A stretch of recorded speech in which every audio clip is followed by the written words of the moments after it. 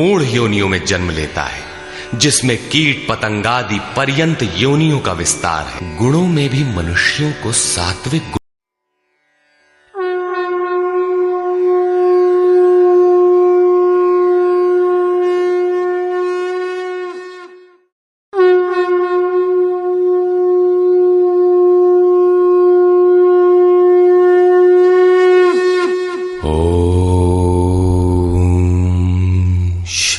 परमात्मने नमः।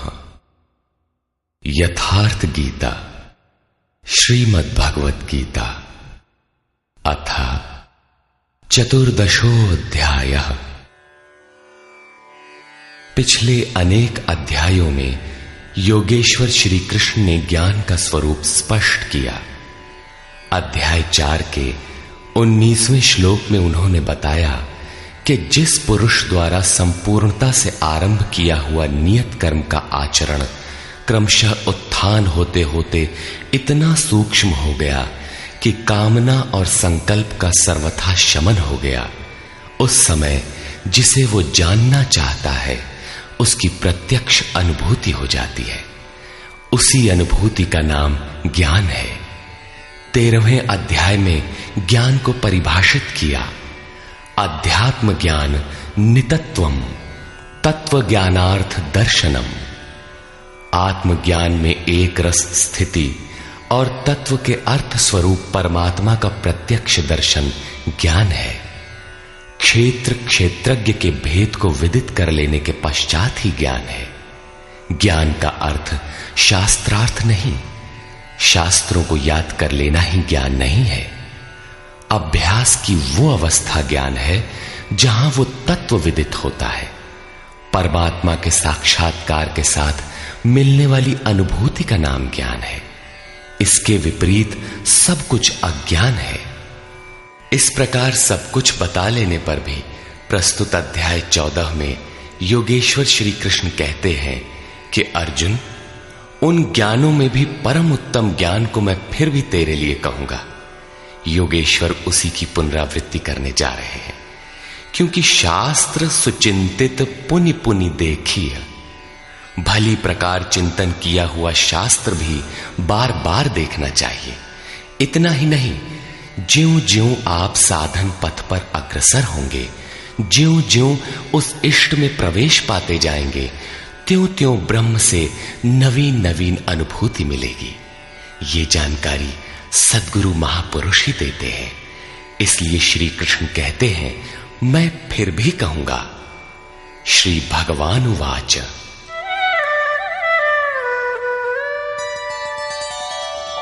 परं भूयः प्रवक्ष्यामि ज्ञानानां ज्ञानमुत्तमम् यज्ञात्वा मुनयः सर्वे परां सिद्धिमितो गताः। अर्जुन, ज्ञानों में भी अति उत्तम ज्ञान परम ज्ञान को मैं फिर भी तेरे लिए कहूंगा, जिसे पीछे कह चुके हैं। जिसे जानकर सब मुनिजन इस संसार से मुक्त होकर परम सिद्धि को प्राप्त होते हैं, जिसके बाद कुछ भी पाना शेष नहीं रहता। इदं ज्ञानमुपाश्रित्य मम साधर्म्यमागताः सर्गेऽपि नोपजायन्ते प्रलये न व्यथन्ति च। इस ज्ञान को उपाश्रित्य, इस ज्ञान का नजदीक से आश्रय लेकर क्रिया से चलकर पास पहुंचकर मेरे स्वरूप को प्राप्त हुए लोग सृष्टि के आदि में पुनः जन्म नहीं लेते और प्रलय काल में अर्थात शरीरांत होते समय व्याकुल नहीं होते, क्योंकि महापुरुष के शरीर का अंत तो उसी दिन हो जाता है जब वो स्वरूप को प्राप्त होता है। उसके बाद उनका शरीर रहने का एक मकान मात्र रह जाता है। पुनर्जन्म का स्थान कहां है जहां लोग जन्म लेते हैं? इस पर श्री कृष्ण कहते हैं,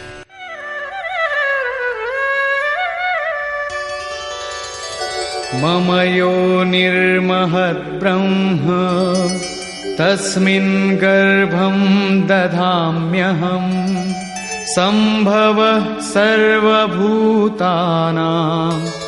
ततो भवति भारत।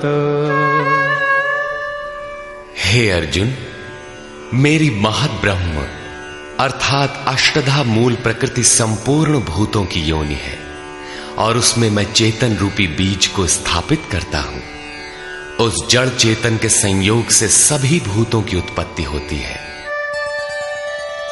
सर्वयोनिषु कौन्तेय मूर्तयः सम्भवन्ति याः तासां ब्रह्म महद्योनिः अहं बीजप्रदः पिता। कौन्तेय, सब योनियों में जितने शरीर उत्पन्न होते हैं उन सब की योनि गर्भ धारण करने वाली माता 8 भेदों वाली मूल प्रकृति है और मैं ही बीज को स्थापन करने वाला पिता हूं। अन्य कोई न माता है न पिता। जब तक जड़ चेतन का संयोग रहेगा जन्म होते रहेंगे, निमित्त तो कोई न कोई बनता ही रहेगा। चेतन आत्मा जड़ प्रकृति में क्यों बंध जाती है? इस पर कहते हैं सत्वं रजस्तम इति गुणाः प्रकृति संभवाः निबध्नन्ति महाबाहो देहे देहिनमव्ययम्। महाबाहु अर्जुन, सत्वगुण, रजोगुण और तमोगुण प्रकृति से उत्पन्न हुए तीनों गुण ही इस अविनाशी जीवात्मा को शरीर में बांधते हैं। किस प्रकार? तत्र सत्वं निर्मलत्वात् प्रकाशकमनामयम् सुखसंगेन बध्नाति ज्ञानसंगेन चानघ। निष्पाप अर्जुन, उन तीनों गुणों में प्रकाश करने वाला निर्विकार सत्व गुण तो निर्मलत्वात्, निर्मल होने के कारण सुख और ज्ञान की आसक्ति से आत्मा को शरीर में बांधता है। सत्व गुण भी बंधन ही है। अंतर इतना ही है कि सुख एकमात्र परमात्मा में है और ज्ञान साक्षात्कार का नाम है। सत्व गुणी तब तक बंधा है जब तक परमात्मा का साक्षात्कार नहीं हो जाता। रजो रागात्मकं विद्धि तृष्णा संग समुद्भवम् तन्निबध्नाति कौन्तेय कर्म संगेन देहिनम्। हे अर्जुन, राग का जीता जागता स्वरूप रजोगुण है। इसे तू कर्म संगेन, कामना और आसक्ति से उत्पन्न हुआ जान। वो जीवात्मा को कर्म और उसके फल की आसक्ति में बांधता है। वो कर्म में प्रवृत्ति देता है। तमस्त्वं ज्ञानजं विद्धि मोहनं सर्वदेहिनां प्रमादालस्य निद्राभिः तन्निबध्नाति भारत। अर्जुन, समस्त देहधारियों को मोहने वाले तमोगुण को तू अज्ञान से उत्पन्न हुआ जान। वो इस आत्मा को प्रमाद अर्थात व्यर्थ की चेष्टा, आलस्य की कल करेंगे और निद्रा द्वारा बांधता है। निद्रा का अर्थ यह नहीं कि तमोगुणी अधिक सोता है, शरीर सोता हो ऐसी बात नहीं। या निशा सर्वभूतानाम तस्याम जागर्ति संयमी। जगत ही रात्रि है। तमोगुणी व्यक्ति इस जगत रूपी निशा में रात दिन व्यस्त रहता है, प्रकाश स्वरूप की ओर अचेत रहता है। यही तमोगुणी निद्रा है जो इसमें फंसा है, सोता है। अब तीनों गुणों के बंधन का सामूहिक स्वरूप बताते हैं। सत्वं सुखे संजयति रजः कर्मणि भारत ज्ञानमावृत्य तु तमः प्रमादे संजयत्युत।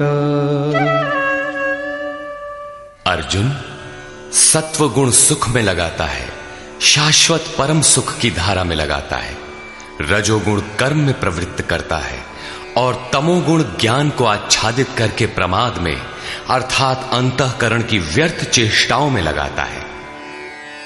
जब गुण एक ही स्थान पर एक ही हृदय में है तो अलग अलग कैसे विभक्त हो जाते हैं?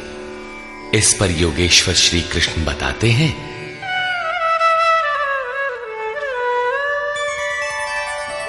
रजस्तमश्चाभिभूय सत्वं भवति भारत रजः सत्वं तमश्चैव तमः सत्वं रजस्तथा। हे अर्जुन, रजोगुण और तमोगुण को दबाकर सत्वगुण बढ़ता है, वैसे ही सत्वगुण और तमोगुण को दबाकर रजोगुण बढ़ता है तथा इसी प्रकार रजोगुण और सत्वगुण को दबाकर तमोगुण बढ़ता है। ये कैसे पहचाना जाए कि कब और कौन सा गुण कार्य कर रहा है? सर्वद्वारेषु देहेऽस्मिन् प्रकाश उपजायते ज्ञानं यदा तदा विद्यात् विवृद्धं सत्वमित्युत। जिस काल में इस शरीर तथा अंतःकरण और संपूर्ण इंद्रियों में ईश्वरीय प्रकाश और बोध शक्ति उत्पन्न होती है, उस समय ऐसा जानना चाहिए कि सत्वगुण विशेष वृद्धि को प्राप्त हुआ है तथा लोभ प्रवृत्तिरारंभः कर्मणामशमः स्पृहा रजस्येतानि जायन्ते विवृद्धे भरतर्षभ। हे अर्जुन, रजोगुण की विशेष वृद्धि होने पर लोभ, कार्य में प्रवृत्त होने की चेष्टा, कर्मों का आरंभ, अशांति अर्थात मन की चंचलता, विषय भोगों की लालसा, ये सब उत्पन्न होते हैं। अब तमोगुण की वृद्धि में क्या होता है? अप्रकाशो प्रवृत्तिश्च प्रमादो मोह एव च तमस्येतानि जायन्ते विवृद्धे कुरु नंदन। अर्जुन, तमोगुण के बढ़ने पर अप्रकाशः, प्रकाश परमात्मा का द्योतक है। ईश्वरीय प्रकाश की ओर न बढ़ने का स्वभाव, कार्यम कर्म, जो करने योग्य प्रक्रिया विशेष है, उसमें अप्रवृत्ति, अंतःकरण में व्यर्थ की चेष्टाओं का प्रवाह और संसार में मुग्ध करने वाली प्रवृत्तियां, ये सभी उत्पन्न होते हैं। इन गुणों की जानकारी से लाभ क्या है? यदा सत्वे प्रवृद्धे तु प्रलयं याति देहभृत् तदोत्तमविदां लोकान् अमलान् प्रतिपद्यते। जब ये जीवात्मा सत्व गुण की वृद्धि काल में मृत्यु को प्राप्त होता है, शरीर त्याग करता है, तब उत्तम कर्म करने वालों के मल रहित दिव्य लोकों को प्राप्त होता है तथा रजसि प्रलयं गत्वा कर्म संगिषु जायते तथा प्रलीनस्तमसि मूढ़योनिषु जायते। रजोगुण की वृद्धि होने पर मृत्यु को प्राप्त होने वाला कर्मों की आसक्ति वाले मनुष्यों में जन्म लेता है तथा तमोगुण की वृद्धि में मरा हुआ पुरुष मूढ़ योनियों में जन्म लेता है, जिसमें कीट पतंगादि पर्यंत योनियों का विस्तार है। अतः गुणों में भी मनुष्यों को सात्विक गुणों वाला होना चाहिए। प्रकृति का यह बैंक आपके अर्जित गुणों को मृत्यु के उपरांत भी उन्हें आपको सुरक्षित लौटाता है। अब देखें इसका परिणाम। कर्मणः सुकृतस्याहुः सात्विकं निर्मलं फलं रजसस्तु फलं दुःखम् अज्ञानं तमसः फलम्। सात्विक कर्म का फल सात्विक, निर्मल सुख, ज्ञान और वैराग्यादि कहा गया है। राजस कर्म का फल दुख और तामस कर्म का फल अज्ञान है। तथा सत्वात् संजायते ज्ञानम् रजसो लोभ एव च प्रमादमोहौ तमसो भवतो ज्ञानमेव च।